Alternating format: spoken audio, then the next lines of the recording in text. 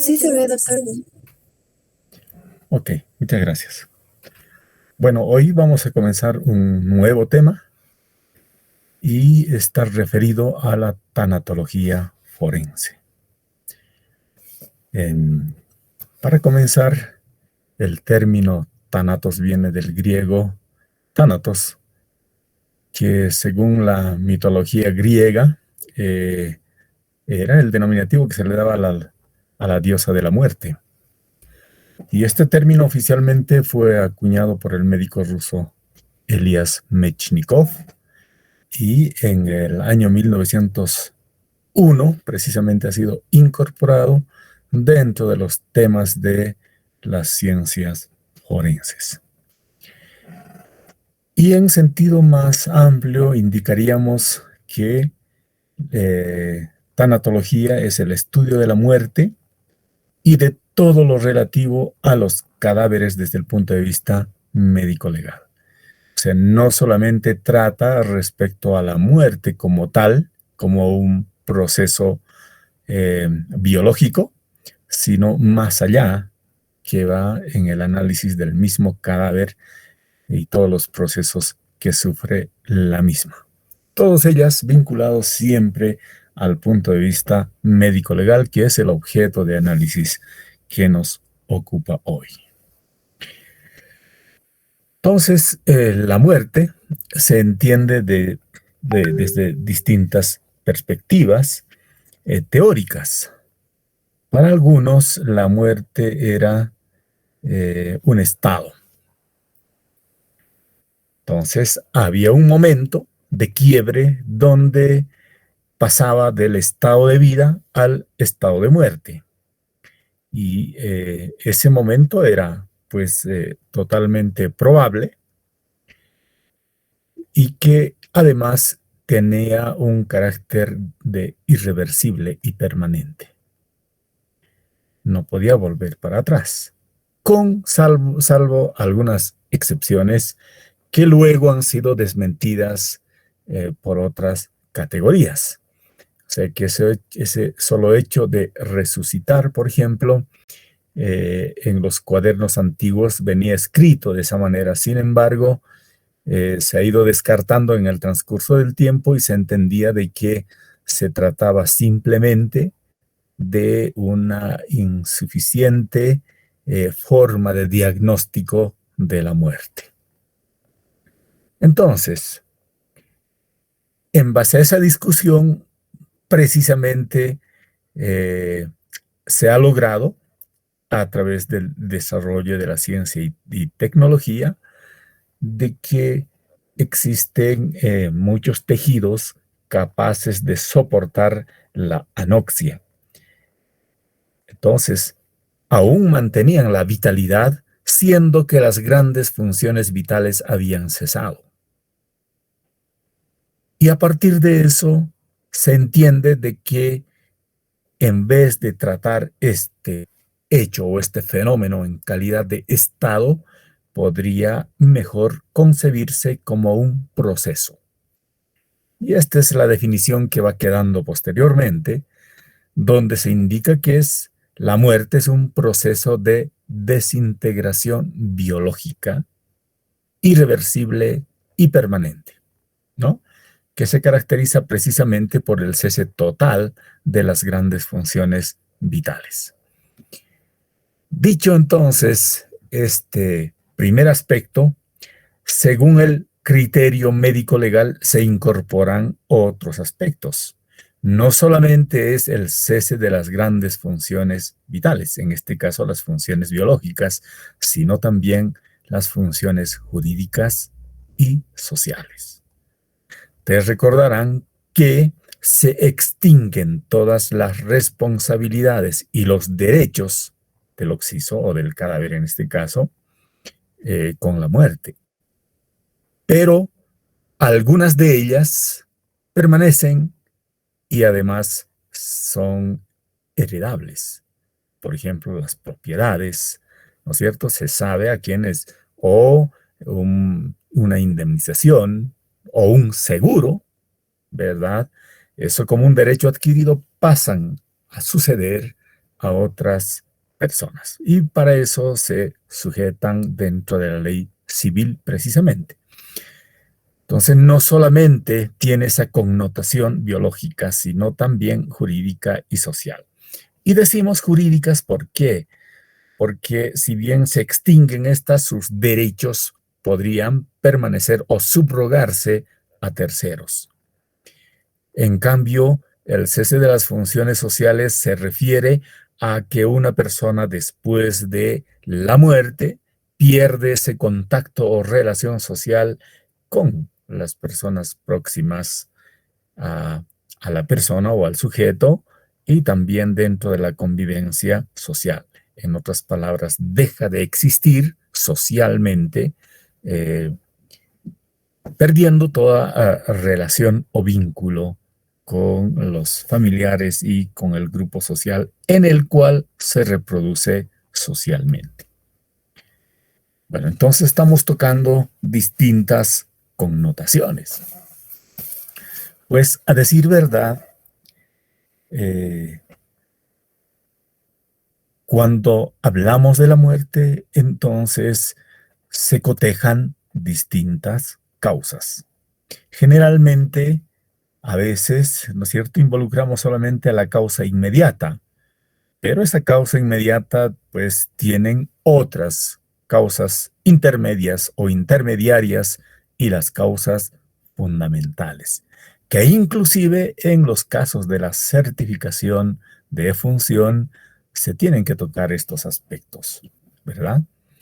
Pero también pueden haber otras causas concomitantes a la misma, o sea que no hay una sola causa. Por lo tanto, existe una multicausalidad o ciertos procesos que se incorporan para desencadenar la muerte. En este caso, estamos relacionando a la muerte en sus distintos espectros. Si la figura denota una muerte violenta, ¿no es cierto? Pero en este caso la intención es mostrar simplemente todas las causales concomitantes al proceso de muerte, ¿verdad? Y no solamente eso, porque al margen de tener causas, también los efectos son múltiples, ¿no? Como estábamos precisamente viendo en la diapositiva anterior, causas jurídicas o efectos sociales, éticos, inclusive sociales, etcétera, ¿no? Y biológicas, por supuesto. Entonces, es necesario contar con toda esa información para tener un criterio por lo menos sustancial de lo que estamos hablando. Yo creo que el término mismo, cuando tocamos la muerte, es que a muchas personas nos asusta porque se supone que un sujeto se llega a extinguir. A veces los términos bajo los cuales ocurre este evento o este fenómeno no está previsto, o sea, no está planificado. Se pueden hacer estimaciones de sobrevivencia, se pueden hacer estimaciones de expectativa de vida, pero al margen de eso, uno siempre se aferra a la vida, ¿no es cierto? Por el desarrollo social que haya tenido y eso va en ambos sentidos. La persona que se preocupa, ¿no es cierto?, de dejar de existir, pero también los familiares, o sea, las personas más cercanas a la persona, por el que siempre ese tejido social en el cual se desarrolla uno genera lazos realmente fuertes como la que estamos observando ahí. Y cuando se rompe también dejan secuelas y dejan vacíos que son muy difíciles de resolver, aunque en el periodo de duelo, ¿no es cierto?, existen también otras etapas que es necesario analizarlas probablemente desde el punto de vista más general posible. Pero no nos podemos quedar ahí porque nosotros tenemos otra intención. Esa intención es hablar de la muerte violenta, porque de la muerte natural, aquellas que se producen por enfermedad o por factores asociados a la edad, ¿no es cierto?, se las llama muerte natural. Y estas muertes, pues, tienen un justificativo, tienen un sustento que explica ese desenlace. Sin embargo, ese tipo de muertes no requieren la incorporación de un perito o una autopsia médico-legal que investigue las causas reales de la muerte, ¿no es cierto? Se sabe porque hay un proceso que se desencadena más temprano o a veces un poco más tarde, pero de todas maneras explican y prevén y se pronostica también el desenlace final. Pero en las cuales siempre las autoridades que administran justicia van a requerir por parte del médico este informe o a través de las autopsias respectivamente, son las referidas a las muertes violentas. Entonces, la muerte violenta es aquella muerte no natural, que es la causada por traumatismos de cualquier tipo, sean estos mecánicos, agentes físicos, agentes químicos, biológicos, etcétera, etcétera. ¿No es cierto? Y entre ellas las asfixias, el efecto tóxico de las sustancias, la elevada o baja temperatura ambiental también, el hambre o sed, y también aquellas causadas por otros agentes patógenos cuando la consecuencia es un accidente, un homicidio o un suicidio. Entonces, hay que recordar las guerras biológicas. Por ejemplo, se utilizan agentes patógenos para causar la muerte de las personas intencionalmente. Entonces, todos estos aspectos también deberían estar vinculados y dentro de la clasificación de la muerte violenta.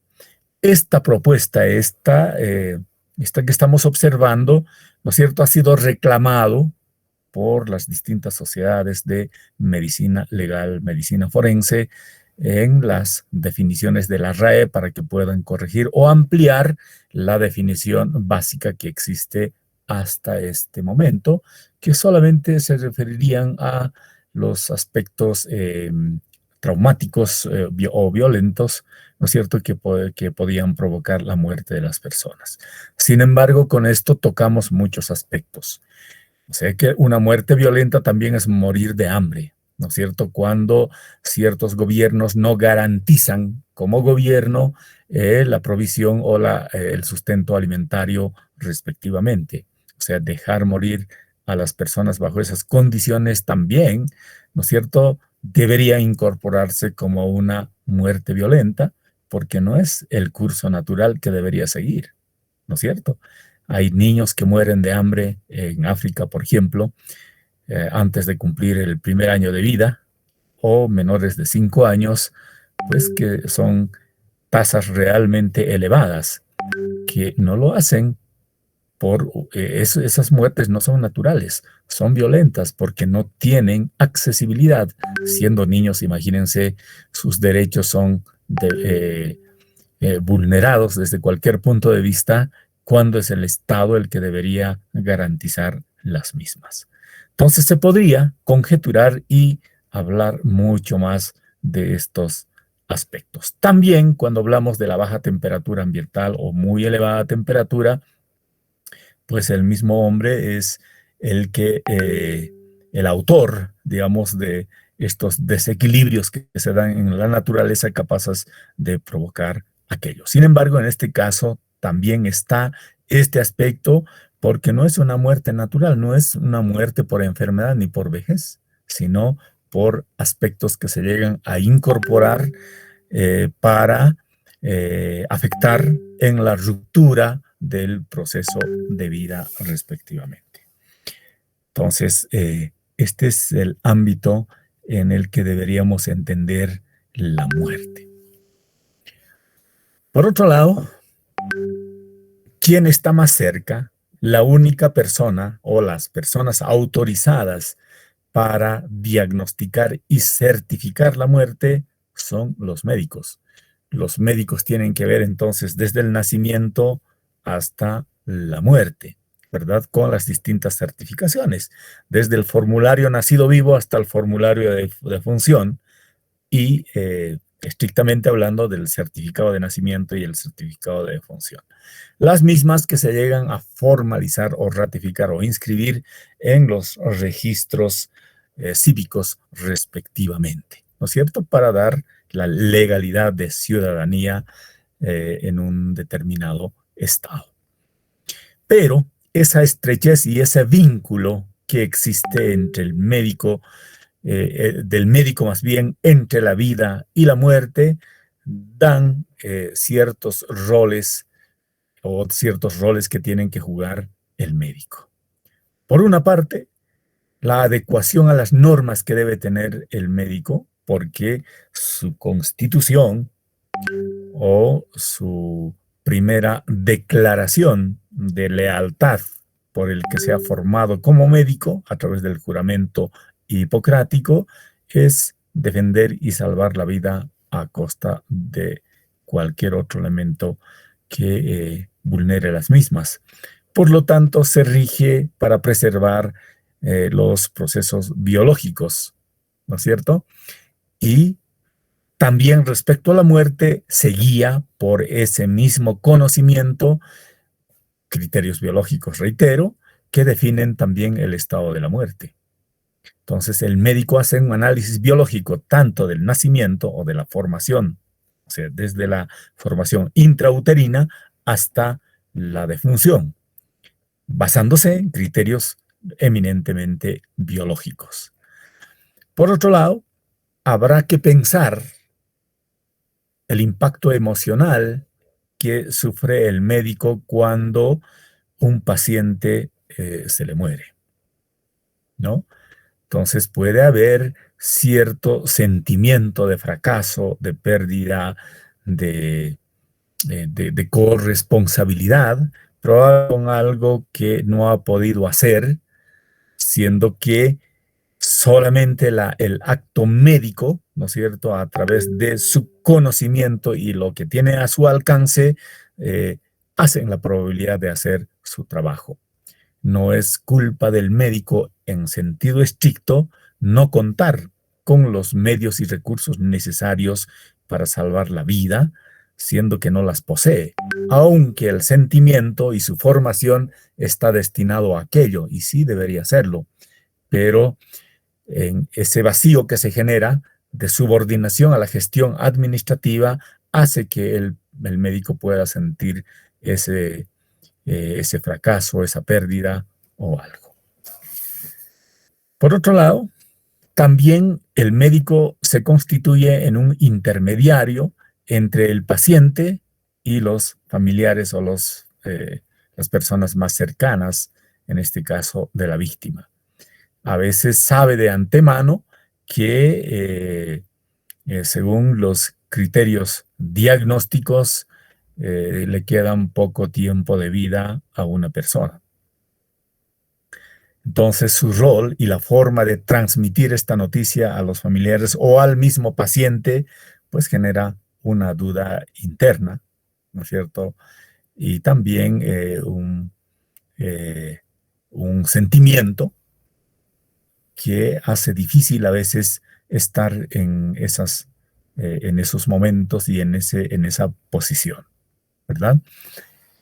Y por otro lado, si se da la notificación o a los parientes del fallecimiento de una persona, el cómo decir, la forma de decirlo, etcétera, etcétera, en todo caso, existen escritos sobre la misma que generan pues distintos tipos de estrés en el médico respectivamente. Pero a pesar de eso, a los requerimientos de la justicia se tienen que hacer todo lo que se encuentra a su alcance, ¿verdad? Eso por una parte. Pero por otro lado, la pregunta será, ¿y esto interesa a los odontólogos también? Claro que sí. porque la norma señala que el formulario de defunción, en caso de que no exista en el lugar de trabajo un médico, es cualquier persona o personal de salud que puede hacer este trabajo. Por lo tanto, debemos estar adiestrados para por lo menos llenar el formulario de defunción y que se pueda ratificar posteriormente en el nivel competente, ¿no? Entonces, de ahí viene la importancia precisamente de este tema. Ahora, dentro de las formas de clasificación, existen muchos tipos de muerte y entre ellas revisemos algunas más importantes. La muerte reciente. Cuando hablamos de muerte reciente, estamos entendiendo a todos los casos donde no se ha iniciado aún el proceso de putrefacción cadavérica. Entonces, se hablan de cadáveres frescos realmente, pero dentro de la clasificación de muerte está como muerte recién, ¿no es cierto? Muerte reciente. La muerte rápida, pues hace referencia a la rapidez con el que el deceso se presenta de manera instantánea, rápida, en un tiempo muy breve y sin dar tiempo precisamente a una reacción. O sea, sin que exista una causa probable, pues de pronto se produce la misma, que es diferente a la muerte súbita que vamos a ver más adelante. La muerte lenta o muerte agónica se presenta generalmente cuando existe un proceso degenerativo crónico y que lleva a veces años, ¿no es cierto?, de sufrimiento, que desde el punto de vista bioético también trata estos temas. No sé cuál debería ser el rol del médico, de los familiares, de la sociedad con este tipo de muertes, ¿no? Y eso está ligado estrechamente también a la eutanasia activa, a la eutanasia pasiva. Hay muchos países que hayan adoptado y que la muerte lenta o la muerte agónica implicaría cierto sufrimiento de la persona. Y la idea, a través de este recurso de la eutanasia o de la muerte de compasión o la muerte por compasión, estarían, en otras palabras, evitando la agonía o el sufrimiento por agonía, ¿no? Entonces, estos términos se discuten en esos niveles. Hay países en la Argentina, por ejemplo, ya existe la autorización y es legal recurrir a la eutanasia en alguna de sus formas. No existe una sola eutanasia, sino existen varias formas aplicadas a este precepto. La muerte natural o muerte patológica es lo contrapuesto a la muerte violenta. Es cuando el cuerpo, a causa de una enfermedad o razón de envejecimiento, tiene un cese de actividades biológicas. Y la muerte violenta es aquella producida por un agente externo que provoca el deceso en forma brusca. Y por eso que, entre paréntesis, tenemos en discusión, este término ha sido reclamado porque es demasiado estrecho y no toca las otras formas de muerte que también son violentas por su explicación. ¿Por qué no se la puede introducir dentro de la muerte natural o patológica? ¿Verdad? O sea, morir por hambre, por ejemplo, no se puede hablar de una muerte natural o muerte patológica. La patología puede sobrevenir a esa causa esencial o causa de origen, ¿verdad? Entonces, por ese motivo se ha reclamado que esté dentro de la muerte violenta. La muerte súbita o imprevista o inesperada en algunas oportunidades ha sido retirado de las clasificaciones porque no podía existir una muerte súbita, sino más bien un defecto de diagnóstico que probablemente ha conducido o alguna anomalía que ha producido desencadenar, ¿no es cierto?, ante un sobreesfuerzo, etcétera. Y la única que se esperaba era aquella muerte súbita de los recién nacidos por la falta de maduración en el desarrollo de los pulmones, principalmente. Pero se la deja abierto, ¿no es cierto?, en los textos actuales, cuando una persona sana y al parecer no tener ninguna causa o se desconocían esos antecedentes que logren explicarla.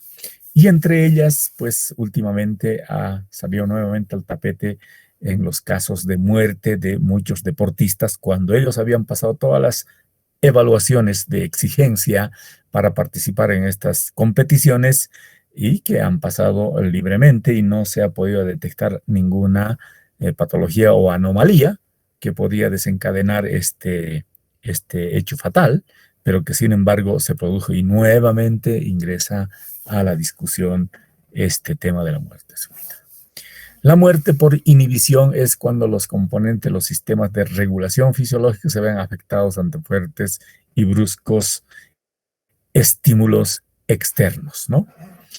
Por ejemplo, de un cambio brusco de temperatura, aquello que en este momento ya lo estamos incorporando dentro de la muerte violenta, ¿no es cierto? Ya dijimos esta parte.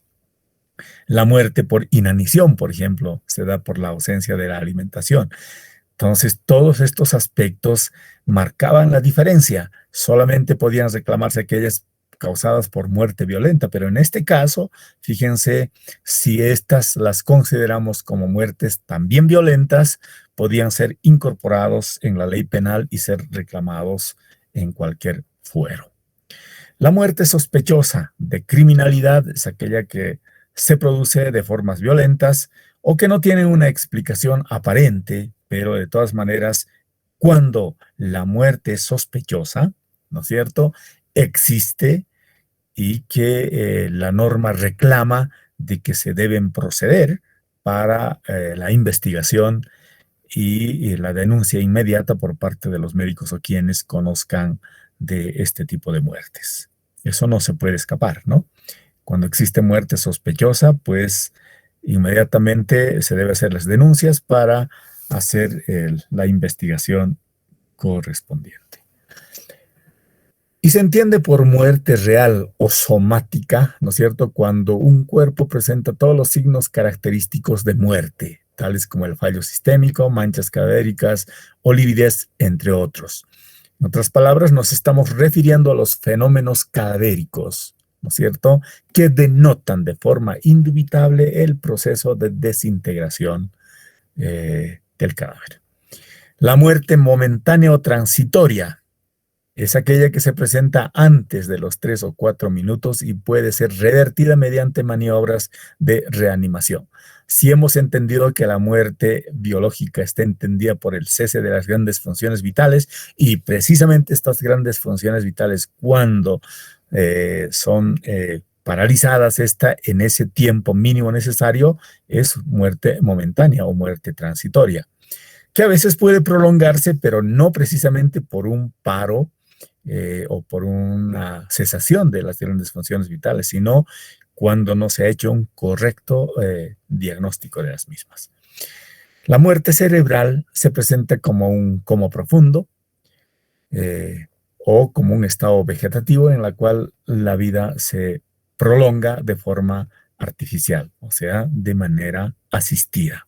Y la muerte clínica es aquella que diagnostica el médico frente a la ausencia de signos vitales. En algunos casos puede llegar a ser reversible en los tiempos que acabamos de mencionar o aquellas que no han sido detectadas o diagnosticadas correctamente y en su momento. Entonces, a partir de todo lo que hemos comentado, ¿no es cierto?, podríamos hacer una diferenciación muy simple ahora. Aquellas que también las clasifican los libros de Nerio Rojas, por ejemplo. Achaval también hace lo mismo, Michel también, y el último libro de Pasoldán. En ella, ¿no es cierto?, se entiende la muerte natural, la muerte violenta y la muerte indeterminada, las súbitas, inesperadas, etcétera, ¿no? Y las sospechosas, por supuesto, hasta que no se demuestre lo contrario.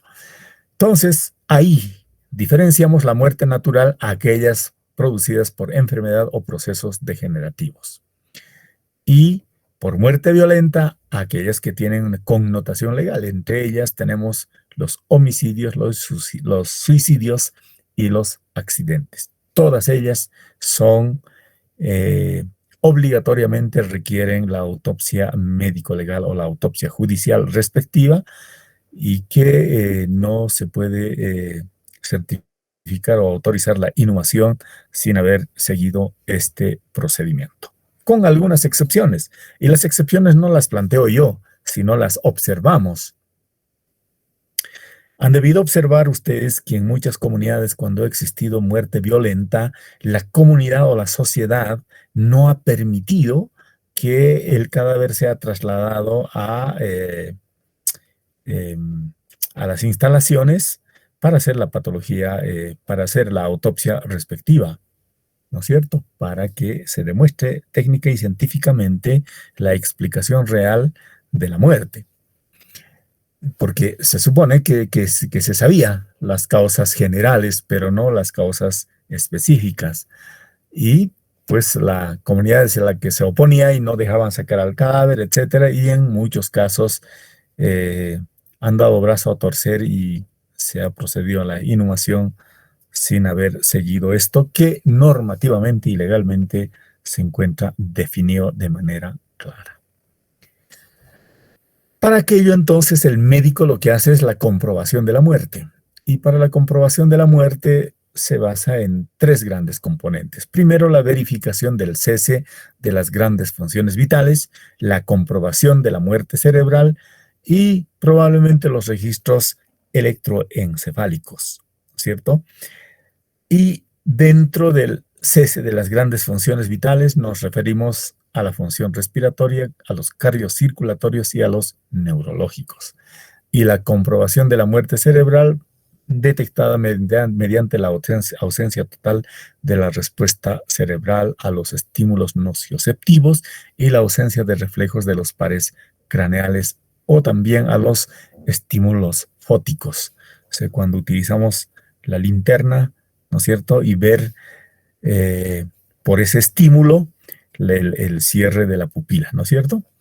Entonces, estos aspectos son los que se hacen en primera instancia, pero para ratificar las mismas y aquellas que legalmente se encuentran ordenados para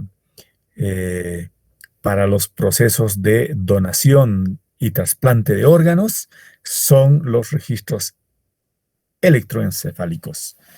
Por lo tanto, estos deben ser isoeléctricos o silenciosos, las mismas que certificarían la muerte, y por lo tanto a partir de ese momento se podría disponer cuando haya declarado la persona o los familiares de que ese fue la voluntad de la víctima o en este caso de la persona antes de fallecer.